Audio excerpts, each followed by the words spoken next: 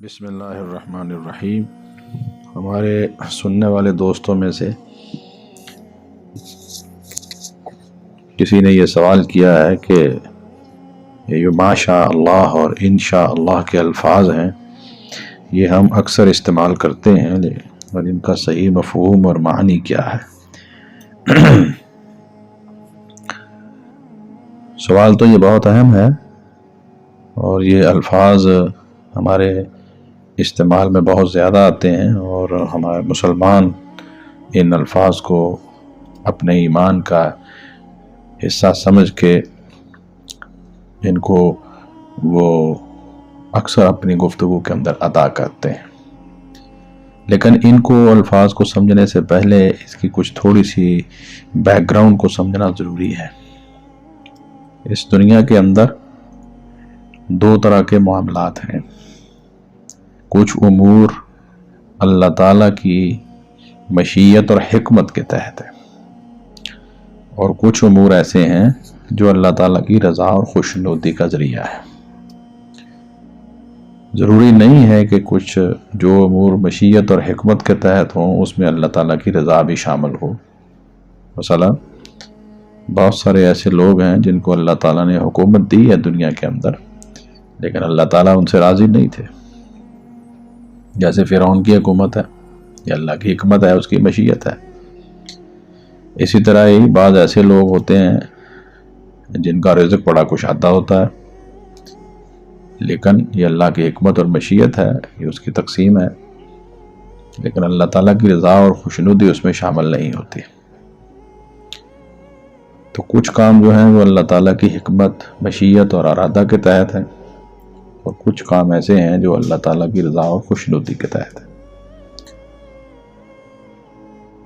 اللہ تعالیٰ کی رضا اور اس کی خوشنودی یہی ہے کہ انسان ایمان لائے،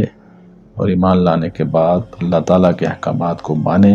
نافرمانی سے بچے، اعمال صالحہ اختیار کرے، اور اللہ تعالیٰ کی رضا کے اوپر راضی رہے، اور اللہ تعالیٰ کا شکر کرے اور کفر سے بچے۔ یہ ہے وہ امور جن پہ اللہ تعالیٰ راضی ہوتے ہیں۔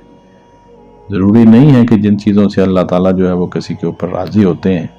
تو دنیاوی معاملات کے اندر جو ہے وہ اللہ تعالیٰ جو ہے بعض دفعہ ان کے اوپر کئی دفعہ کشادگی نہیں کرتے۔ مثال کے طور پر کئی دفعہ صحیح چلنے والے متقی لوگ جو ہیں وہ دنیا کے اندر اتنے زیادہ دنیاوی اسباب اور رزق کے اعتبار سے خوشحال نہیں ہوتے، تو اس کا یہ قطعاً مطلب نہیں ہے کہ اللہ تعالیٰ ان سے ناراض ہے۔ اور اسی طرح اگر کسی آدمی کو کوئی عہدہ، کوئی حکومت یا کوئی بہت بڑی کوئی چیز یا اس کی کشادگی مل جاتی ہے، اور وہ نہ ایمان لایا ہے، نہ وہ ایمان کے مطابق زندگی بسر کر رہا ہے، اور وہ اس خوش فہمی میں ہے کہ شاید پتہ نہیں میں بہت زیادہ نوازا گیا ہوں، یہ قطعاً اس کی خوش فہمی ہے، اور اس کو ذہن میں رکھنا چاہیے کہ اللہ رب العزت جو ہے وہ اس طرح ان کی رضا جو ہے وہ اس کے اندر شامل نہیں ہے۔ تو اس اعتبار سے یہ دونوں باتوں کو ذرا پہلے ڈیفرینشیٹ کر لینا چاہیے کہ رضا اور خوشنودی اللہ رب العزت کی جن امور میں ہے وہ ہے ایمان اور اعمال صالحہ، اللہ پر، اللہ کے رسولوں پر، اللہ کی کتابوں پر، یوم آخرت پر، اور اسی طرح ہی جو ہے وہ اللہ کے فرشتوں پر جو وحی اور دیگر امور کرنے پر مامور ہیں ان پر، اور اللہ کی تقدیر کے اوپر، اللہ کے فیصلوں کے اوپر جو ہے وہ راضی رہنا جو ہے، یہ ایمان کے جتنے جزیات ہیں ان سب کو اختیار کرنا، دل و جان سے قبول کرنا، زبان سے اظہار کرنا، اللہ تعالیٰ کی ذات باری تعالیٰ کو وحدہ لا شریک تسلیم کرتے ہوئے، اور محمد الرسول اللہ صلی اللہ علیہ وسلم کو خاتم النبیین والمرسلین تسلیم کرتے ہوئے، پھر اس کے بعد جو ہے وہ اللہ تعالیٰ کے احکامات اور پوری شریعت اسلامیہ جو قرآن حکیم اور سنت مبارکہ پر مبنی ہے اس کے مطابق زندگی بسر کرنا۔ حقیقت میں ان چیزوں سے اللہ تعالیٰ راضی ہوتے ہیں، لیکن اس کے مقابلے کے اندر رزق کے معاملات اور بادشاہت کے معاملات، عہدے کے معاملات، حکومت کے معاملات، یہ ضروری نہیں ہے کہ اللہ تعالیٰ جو ہے وہ ان لوگوں کو جن کو یہ اللہ تعالیٰ اپنی حکمت، مشیت اور ارادے کے تحت عطا کرتے ہیں، وہ ضروری نہیں کہ ان سے راضی بھی ہوں۔ ہاں اگر وہ آدمی ایمان والا ہے، عمل صالح والا ہے، اور اللہ تعالیٰ نے اس کو حکومت بھی عطا کر دی ہے، عہدہ بھی دے دیا ہے، رزق کی کشادگی بھی دے دی ہے، تو یہ سمجھو کہ پھر اس کے اوپر جو ہے وہ رحمت بالائے رحمت، یعنی اللہ کی رحمت کے اوپر جو ہے وہ ایک رحمت ہے، رحمت اعلیٰ رحمت سے آپ کہہ سکتے ہیں، یعنی اللہ تعالیٰ کی حکمت کے تحت، اللہ کے مشیت اور ارادے کے تحت اس کو حکومت بھی مل گئی ہے اور اللہ تعالیٰ اس سے راضی بھی ہے۔ اکثر اوقات ہم اپنی زندگی کے امور کے اندر ان دونوں چیزوں کا فرق نہیں کرتے، یہ پہلی بات ذہن میں رکھنی چاہیے۔ دوسری بات یہ ہے کہ یہ جو دو الفاظ ہیں، ما شاء اللہ، ما جو، شاء چاہے، اللہ اللہ تعالیٰ، یعنی جو اللہ تعالیٰ چاہے، یہ قرآن حکیم کے اندر سورہ الکہف کے اندر یہ الفاظ آئے ہیں، ما شاء اللہ لا قوت الا باللہ۔ اس وقت جب دو آدمیوں کے درمیان جو ہے وہ گفتگو ہو رہی ہے، ایک آدمی جو ہے وہ اس کے جو ہیں وہ یعنی باغوں کا تذکرہ ہے وہاں پر، اور وہ خوشحال ہے، اور باغوں میں جب داخل ہوتا ہے، میں مختصر واقعہ بیان کرتا ہوں، تو وہ کہتا ہے کہ یہ ہمیشہ اسی طرح ہی رہے گا، اور اگر میں اللہ رب العزت کے پاس چلا گیا بالفرض، یعنی اس کا ایمان نہیں تھا آخرت کے اوپر، تو وہ اس طرح کا یقینی ایمان نہیں تھا، تو پھر وہ وہاں پر بھی مجھے اللہ تعالیٰ جب اس طرح نوازیں گے۔ جبکہ اس کا دوسرا دوست جو ہے وہ توحید والا ہے، وہ اللہ پر ایمان رکھنے والا ہے، وہ اتنا زیادہ وسائل کے اعتبار سے کشادگی نہیں اس کے وسائل میں، تو وہ اس کو سمجھاتا ہے کہ دیکھو اللہ تعالیٰ کے ساتھ کسی کو شریک نہ کرو، یہ چیزیں جو ہیں یہ ختم ہو جانے والی ہیں، فانی ہیں، آخرت کا جو ایک بہت بڑا دن ہے اور احتساب کا دن آنے والا ہے، اس کے مطابق تیاری کرنی چاہیے، اللہ وحدہ لا شریک پر ایمان لانا چاہیے۔ تو یہ دونوں کے درمیان ایک مطلب مناظرہ یا جو گفتگو ہے، اس کا ایک مفہوم میں نے آپ کے سامنے جو ہے وہ بیان کر دیا ہے۔ تو اس نے ایک بات کہی اپنے دوست کو کہ تم جب باغ میں داخل ہوئے تو تمہیں یہ کہنا چاہیے تھا، ما شاء اللہ لا قوت الا باللہ، یعنی انسان کے ایمان کا یہ تقاضا ہے کہ وہ یہ کہے کہ جو کچھ بھی اللہ تعالیٰ نے مجھ پر انعامات کیے ہیں، جو بھی اللہ رب العزت نے جو ہے مجھے وسائل دیے ہیں، رزق کی کسی بھی شکل میں دیے ہیں، چاہے وہ اولاد ہے، چاہے وہ جو ہے وہ گھر ہے، کوئی سواری ہے، کوئی گاڑی ہے، زمین ہے، تجارت ہے، عہدہ ہے، حکومت ہے، یعنی رزق علم و عمل ہے جی، اور علم و تقوی ہے، یہ جتنی بھی چیزیں ہیں یہ رزق کی مختلف شکلیں ہیں، نیک اولاد بھی اس میں شامل ہے۔ تو یہ ساری چیزیں جب انسان جو ہے وہ اس کو یہ یقین رکھنا چاہیے کہ یہ ساری کی ساری اللہ رب العزت کی عنایات ہیں، اور پھر یہ جو کچھ بھی میں نے بنایا ہے یہ کوئی میرے بہت بڑے کوئی علم کا کمال نہیں ہے، بلکہ یہ اللہ تعالیٰ کی وہ توفیق اور اس کی وہ قوت ہے، اللہ تعالیٰ کی عطا کردہ قوت ہے، جس کے نتیجے کے اندر اس کی عطا کردہ وسائل ہیں، اسی کی عطا کردہ توفیق ہے، اسی کی عطا کردہ جو ہے وہ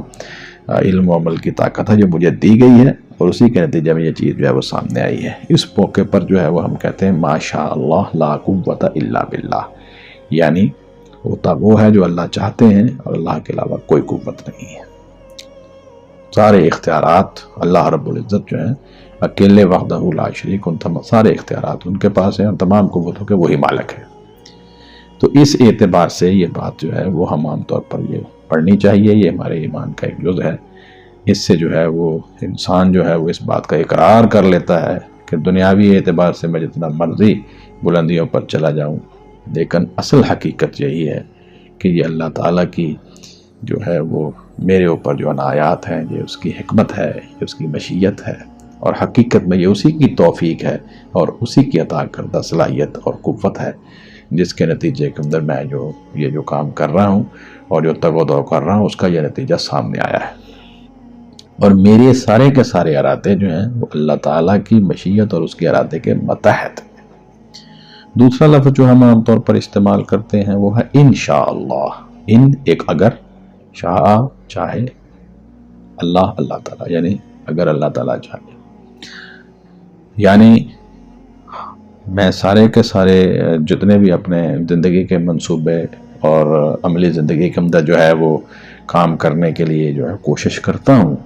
تو حقیقت میں اگر میرے جسم کے اندر صلاحیت بھی ہے، مجھے علم و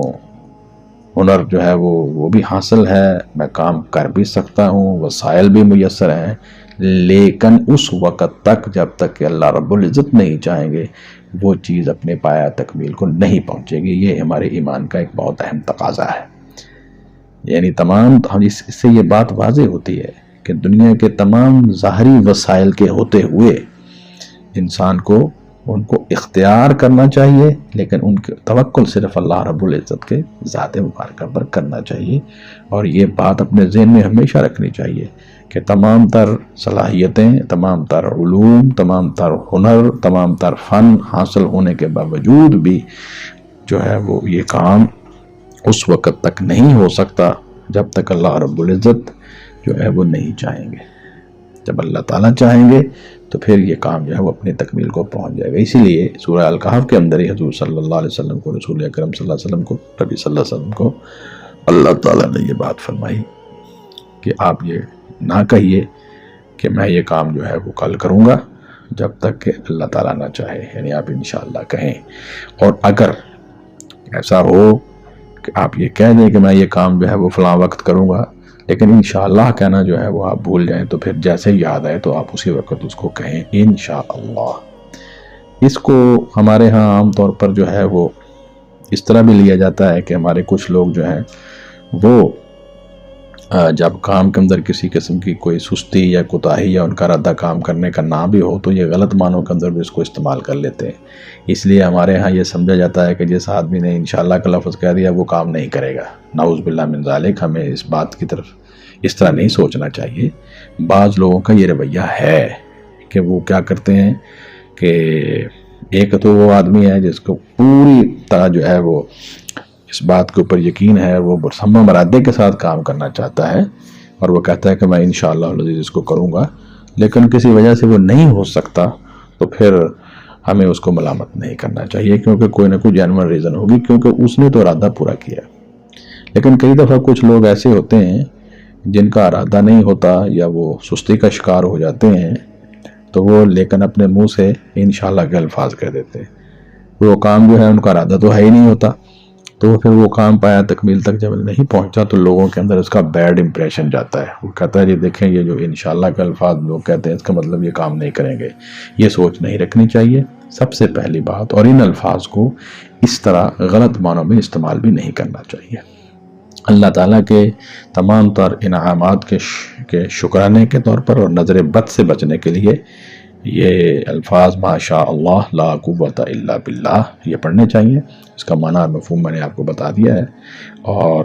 جب آپ لوگ مستقبل میں کسی کام کا کرنے کا ارادہ کریں تو اس کے اندر ہمیں انشاءاللہ کے الفاظ کو پڑھنا چاہیے۔ اسی طرح ہی اس